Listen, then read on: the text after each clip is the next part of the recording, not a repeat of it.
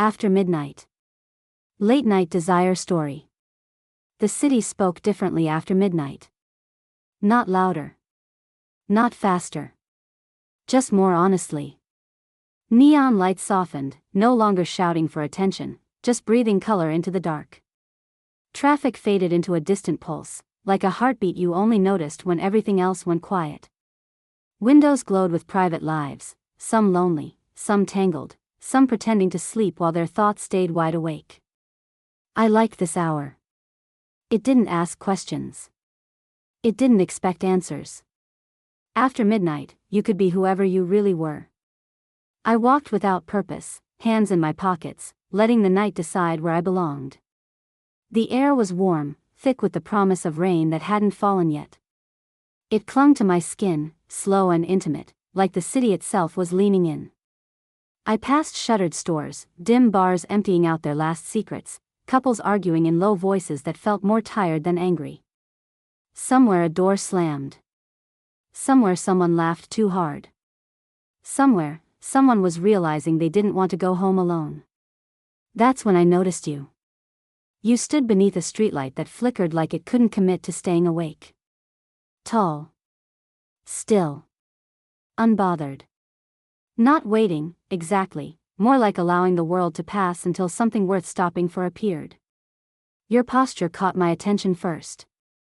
Relaxed, but alert. The confidence of someone who didn't need to perform. Someone who understood the power of presence. As if you felt my gaze, you looked up. Our eyes met. And didn't break. No smile. No awkward shift. Just recognition. That quiet, unsettling kind, the kind that makes your pulse slow down instead of race, because something deeper has already locked into place. Desire doesn't always rush. Sometimes it watches.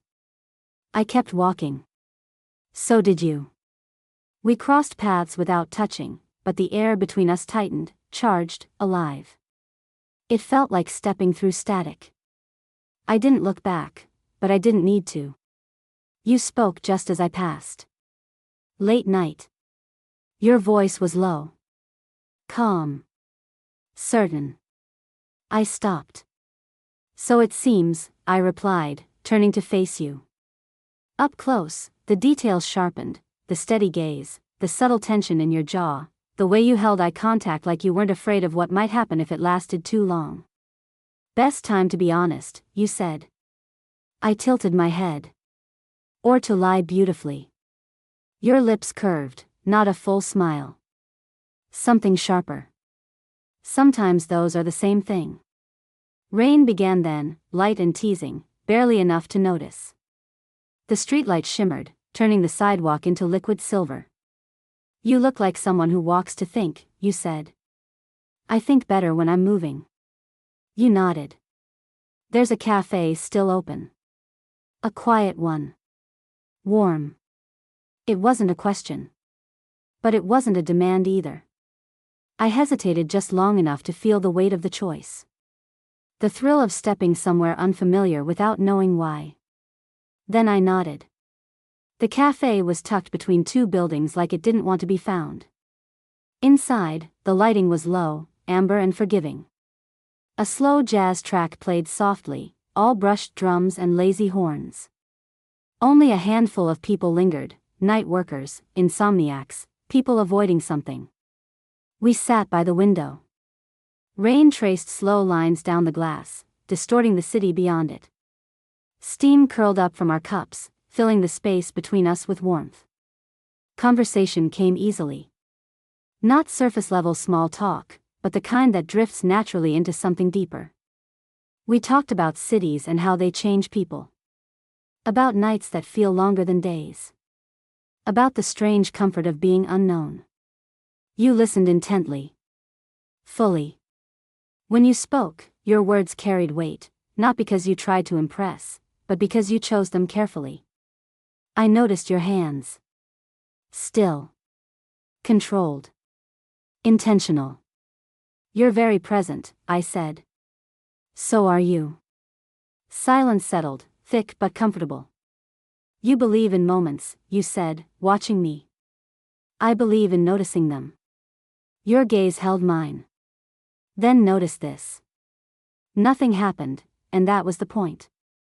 You didn't lean closer. Didn't touch. Didn't rush. You let the space do the work. Desire gathered between us, unspoken, patient. Like a held breath that didn't want to be released yet. When we stood to leave, the cafe felt reluctant to let us go. Outside, the rain had soaked the pavement into a mirror. The city reflected itself endlessly, lights folding into lights, movement becoming memory. We walked side by side, not touching, matching pace without trying. Where are you headed? You asked. Nowhere specific. You considered that. There's a rooftop nearby. Quiet. You can see the river. I should have said no. Instead, I said, okay. The building was old, its elevator slow and humming like it remembered things it would never tell.